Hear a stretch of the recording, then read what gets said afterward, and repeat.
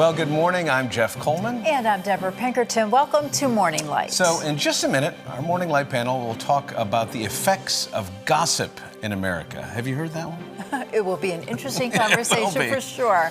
But first, here is a preview of what's coming up later in the show. The Wheaton College Billy Graham Center was established in 1980. The center stands as a global hub for evangelism and mission training. The center's vision is a world where every believer makes Jesus Christ known until he returns. Learn how the center is equipping today's church leaders. Well, Wheaton College for a long time has been the missionary global sending hub. And I'm excited to hear what they're doing today. Yeah, it is very exciting. Well, social media is buzzing with sensational details of President Joe Biden's last days in office. Last year, a movie billed as biography about President Donald Trump's early life in business was in theaters. And this week, newspapers are filled with tantalizing details about Senator John Fetterman's mental health. What do all three have in common? Well, the scripts are based in large part on gossip. Often a combination of truth mixed with a little speculation served up as news, all of it designed to injure another's reputation. Gossip. That was the first thing I think my mother told me, don't gossip. Yeah. It's not advice that people are sharing as much because it's viewed as kind of one of those little harmless sins. Things. Yeah. Well, in 2017, progressive activist Peter McIndoe launched his Birds Aren't Real Instagram account with a wild satirical claim the government had replaced real birds with drones to spy on American citizens. Like those two birds in the picture there. Yeah. I can't recall this. Oh, my goodness. Some believed he was joking. Others really believed he was a spokesperson for the supposed cause.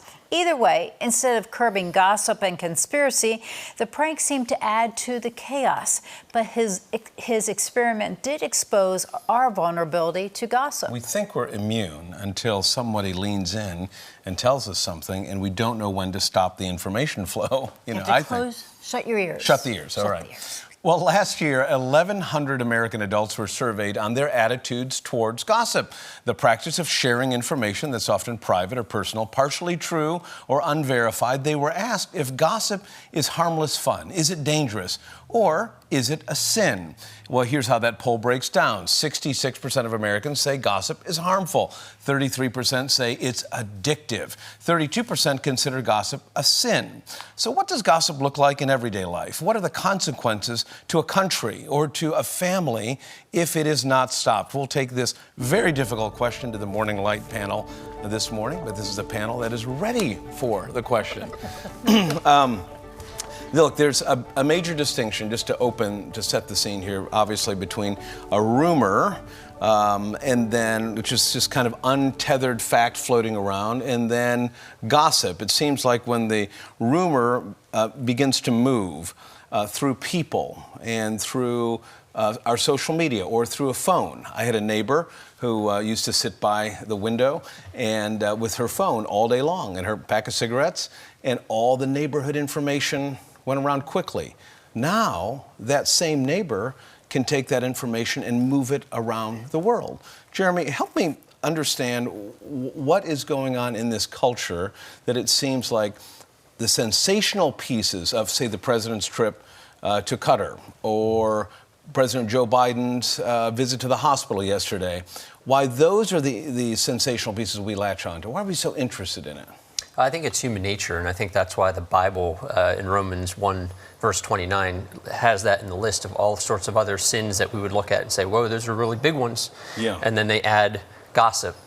And people are confused about what gossip even is. It's a lot easier to determine what murder is or sexual immorality is in certain circumstances. But but this is one of those ones that's tough. So But it's on the same list in that. It's on the same list. Right. But the problem, I think, is that when we look at things like legally slander and libel, a defense to those is truth. And so a lot of people, unfortunately, glob that onto gossip. But you can gossip about something that you think might be true, or actually it may end up being true, but it can still be gossip because you're intending to cause some sort of drama or casting some sort of dispersion on somebody else because of why you're bringing that up, or to make yourself look good. Right, right. Michelle, is it different? Do we view gossip differently if it's in the social media space? Meaning somebody posted it first, I'm only sharing it, I'm only the 1 millionth person to share this. How can I be adding to the gossip? Well, I think you have to ask yourself, are you edifying the person? Like, are you lifting that person up by sharing this information? Or are you actually tainting their reputation by doing so? And just because everybody else is doing it doesn't mean it's all right to go ahead and just join the bandwagon. But what if they're a public figure? I mean, right? It's one thing if it's neighbor Sally and you see something going on and you want to pay. That feels malicious. That feels dark, right? Or even within a family. But then what if it's a U.S. senator? What if it's a president or a former president or a first lady? It feels like, or a celebrity who's done something really bad. It feels like the rules don't apply there anymore. They're still people, right? They're still people, and I think that the Bible definitely tells us to lift up our president, lift up our officials and pray, whether we agree with them or we don't. Right. And so to be able to sit on it and be able to think, do I actually know this is true or not? Or am I just taking this at face value, so I'm just going to share it? And I think, like what Jeremy said, what is your intent in doing so? Are you trying to push your own agenda? Why are you sharing this information? Is it going to help the world to live in a better place, be more peaceful, or not? So or those is it are going the to cause questions chaos? that we put on the mirror in the morning, Michelle. That's what we'll do. Joe, before I ask you the question, I'm going to show a video. This is produced by Peter McIndoe, who's an activist, and he saw the culture of gossip really turning into rumors that were changing the course of the country. He's a progressive guy, so we may not share all his political viewpoints, but the point he makes is an interesting one. Watch this. Since the Eisenhower administration, the U.S. government has been committing genocide on the entire bird population and replacing these birds with sophisticated robot replicas, equipped with 5-megapixel cameras and a sophisticated tracking system that can follow your every movement. I know this is horrifying, but please remember, stay calm. It is estimated that by 2001, 90% of the birds that we see in the sky will actually be surveillance robots. Okay, can I just make a disclaimer to anybody who just watched that video? That is satire. It is not real. This the is birds War of the Worlds. outside of your window are real. Okay, those are real birds. So you work a lot with youth. And I remember when this birds aren't real idea came up, my kids were looking at birds saying, well, that one's a drone and that one might be real. What kind of effect when these big rumors by adults are being shared, does it have on kids who aren't putting up the filters? Sure. One of the things we've seen that social media in general has done is it's taken away that element of personal responsibility from things. And so people can say things, share things, do things, behave a certain way online, and they've lost that sense of I'm responsible for my words, for my actions, for what I post. Okay. And so instead of young people being taught what I say matters, what I do matters, what I post matters, they've got this freedom of it's just a throwaway. I can retweet it. It's just a button. And there's no thought of taking responsibility for what they're doing. And so it allows them then to step into a space where they're not considering consequences, they're not considering ramifications, and they're just doing what feels good in the moment. I remember that old Sunday school song, to your point, be careful, little eyes, what you see, because the Father up above is looking down in love. Like, there was an idea that there was accountability for those words. So, Jeremy, if you were kind of resetting the conversation nationally, you had a national platform, and you wanted to settle this and say, here are some guidelines and some rules, where would you begin as a country? I think when we're talking about policies, those are things that people understandably say, we need to talk about these things. Right. We need to have conversations about them. The second thing I would say is this. These sins travel in pairs and sometimes more than pair. One of the problems of lying, so lying is a problem, and when lying is occurring, sometimes that can lead to more gossip.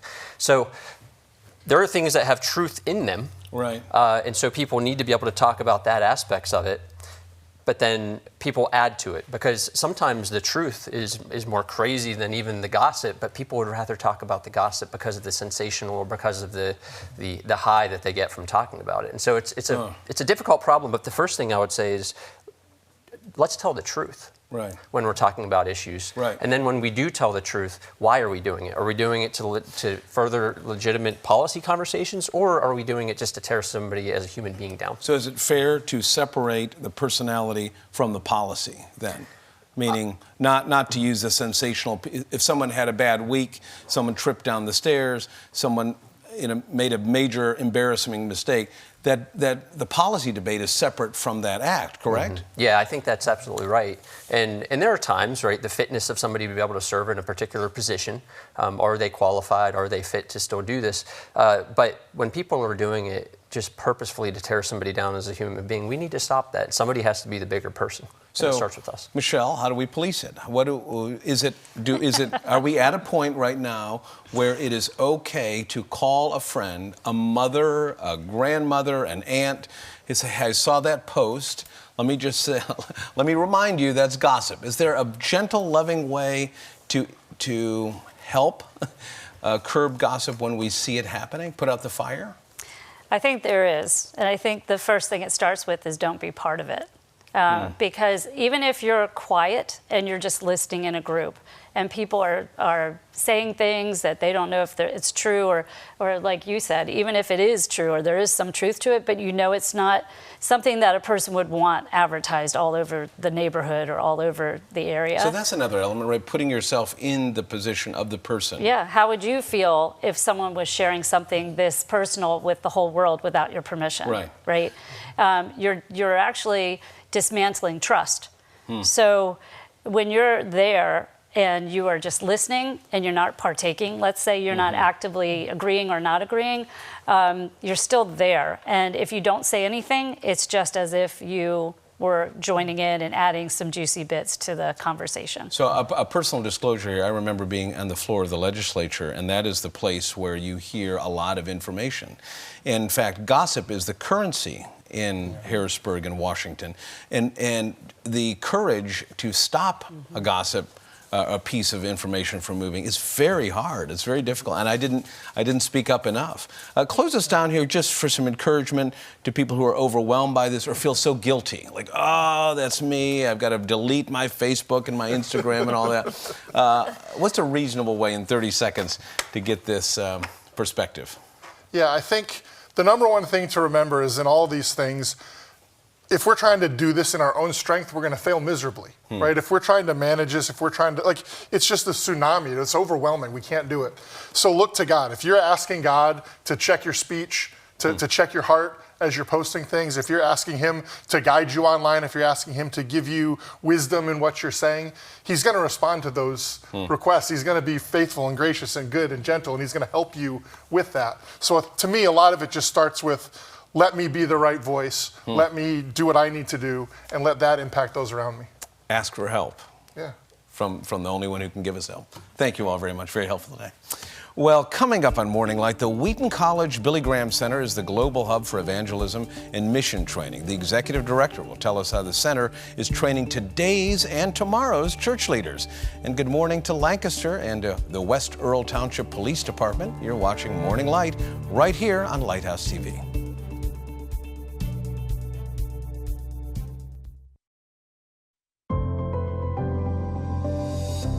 Welcome back. The Wheaton College Billy Graham Center was dedicated in September 1980 for the sole purpose of training today's and tomorrow's church leaders to make evangelism a high priority. Joining us is Andrew Cook, Executive Director of the Wheaton College Billy Graham Center. Andy, thanks so much for joining us this morning. Good to be with you, Debra. Tell us about the Wheaton College Billy Graham Center. Yeah, so we were founded in 1980 by the famed evangelist Billy Graham at his alma mater, which is Wheaton College. Him and Ruth both went to Wheaton College, and he wanted us to be a world hub of evangelism. And his vision really was simple. He wanted every believer everywhere to share Christ until he returns. So tell us about the center itself. Yeah, so our team is dedicated experts, scholars, practitioners who are engaged in helping ministry leaders in various settings. So everything from local churches to correctional facilities to diaspora communities that are looking for the gospel. We also have a preaching institute. So we have 9 different institutes that are all doing research, events, gathering and convening leaders for the sake of the gospel. And then we do a number of different initiatives that are taking us into the future around digital evangelism and sharing Christ there, and gathering together evangelism leaders from all over the world. So what is the message that you are telling pastors? Yeah, the message we're telling pastors is to focus on the gospel. Billy Graham preached a very simple gospel that if people turn from their sins, trust Christ, and they are able to join with Christ forever in heaven. And so, I know pastors right now, they go into ministry often because they're motivated to share the gospel. But then in the busyness of pastoral ministry, in the midst of all the competing demands, they can sort of lose the first love that they sometimes have that brought them into ministry. They love seeing lives changed. And every pastor I know is excited to see when lives are changed by the gospel.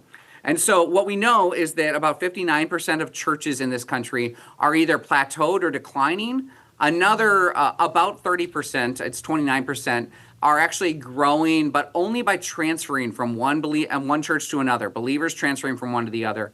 Very few churches are growing by reaching new people with the gospel, and we're trying to help increase that and try and help more and more pastors focus on how do you reach new people with the gospel of Jesus Christ.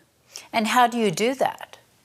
Yeah, so we get together groups of pastors in cohort programs. So we get them together with a coach, and we love to create environments where pastors can kind of let their guard down and be among other pastors. And they focus on the simple things of their own personal evangelism. Who are they reaching out to in their lives? Who are they praying for to come to Christ in their lives? And then we help them through all the different strategy points and things, and really building a team around them that's focused around their church growing by reaching new people. And so over the course of 2 years, we know that a number of those pastors are going to graduate, and almost all of them who graduate with us say that their churches are reaching more people today. They're seeing more baptisms. They're seeing more people come to faith because they're making the gospel something that people can understand and is hospitable to those people who are outside of the Christian faith right now.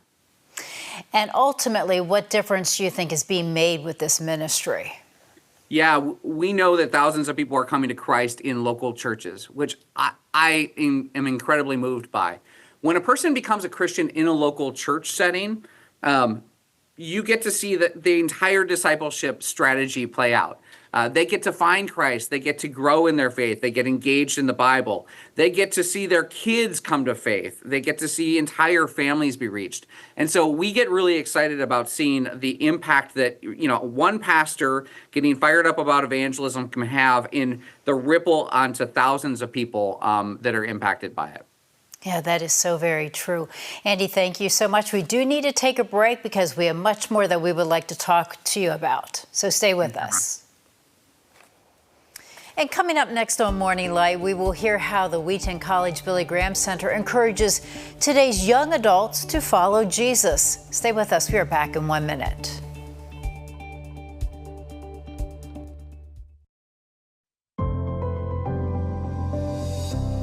Welcome back. The Wheaton College Billy Graham Center is located on the campus of the college in Wheaton, Illinois. More than 2,500 students attend the Christian college. Joining us again is Andrew Cook, Executive Director of the center. So Andy, tell us about the center's connection to Wheaton College.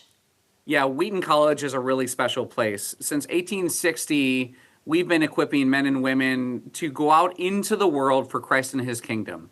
And so we have an incredible, rich history of people who have been sharing the gospel and who have been doing it in every corner of the world. And so when Billy Graham decided that he wanted the center to be at Wheaton College, we became really an outward-facing ministry of the college that brings the very, very best traditions of a rigorous academic institution that loves the Lord and teaches the Bible clearly. And we get to share a passion for not just the academic space, but also what impact can we have in the broader world. And that's really what the Graham Center gets to steward. And talking about impact, earlier we were talking about a personal story of yours. Share that with us. Yeah, it's a little embarrassing, but I'm glad to share it. I was part of another organization, and we hosted an evangelism conference with a few well-renowned evangelists who are just incredible writers and thinkers, and who have really helped many of us be able to answer the questions that people raise about faith.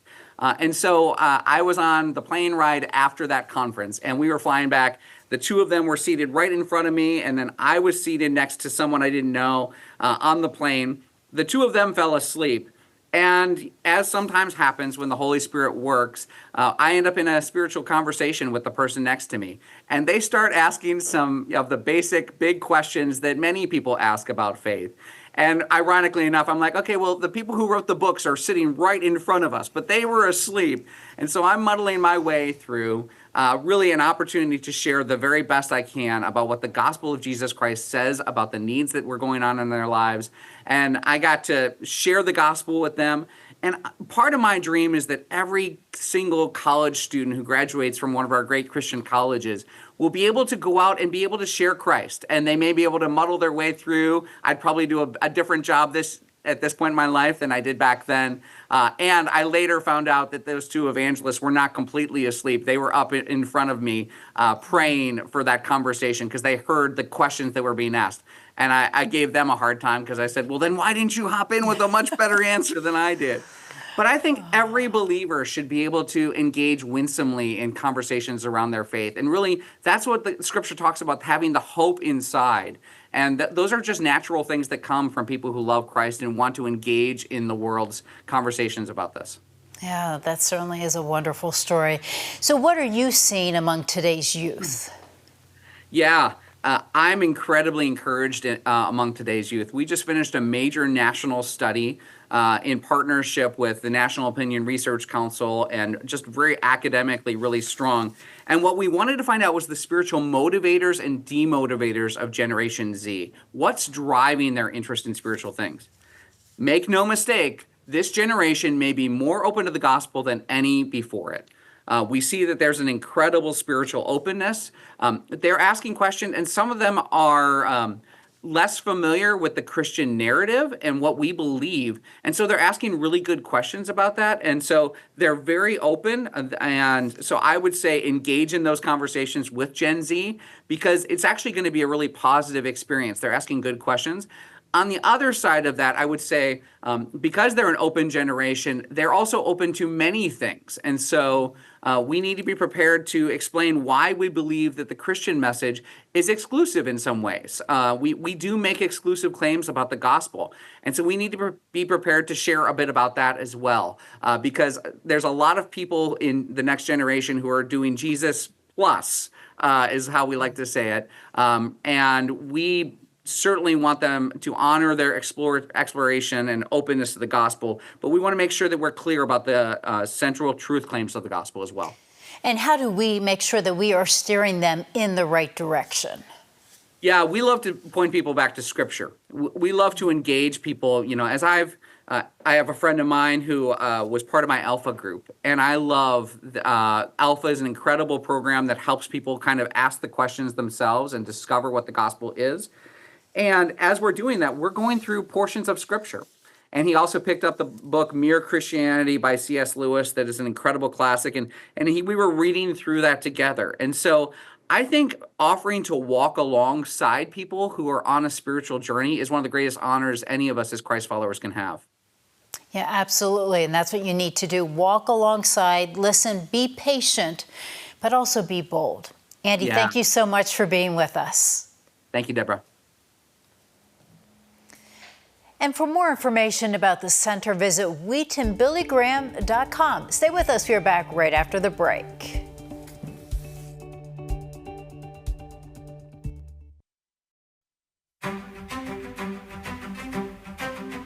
Welcome back. Coming up tomorrow on Morning Light, as parents, we spend years trying to guide our children in the right direction, praying they stay committed to believing in God. So what happens when you see your adult child lose the faith? Our Christian counselor has some advice. And Morning Light talks one-on-one with singer-songwriter Matt Hammett about his new book, lead me. And that's a look at what's coming up tomorrow on Morning Light. Now, Jeff, your closing thoughts. Well, thank you, Debra. Well, as an evangelist, Billy Graham didn't swerve when a chapter or verse in the Bible made his audience uncomfortable. He didn't fill arenas telling people they were okay or that God would overlook or ignore sin. Quite the opposite. Billy Graham's message was the gospel. No hope, no salvation, no forgiveness of sin apart from God's grace. So when Graham was asked if gossip was a sin, his answer was pretty straightforward. Gossiping is wrong, he said plainly, because it hurts the reputation of the person we're talking about. And then he adds, face honestly your sin of gossiping and commit it and your whole life to Jesus Christ. Mr. Graham then pointed to a powerful prayer by the psalmist, who also understood the impact of careless words. He said this, set a guard over my mouth, O Lord. Keep watch over the doors of my lips. Let's declare war on gossip, and let the first battle begin with me. For Debra and the entire Morning Light team, I'm Jeff Coleman. Thanks for watching. Check on your neighbors today, and God willing, we'll see you back here tomorrow.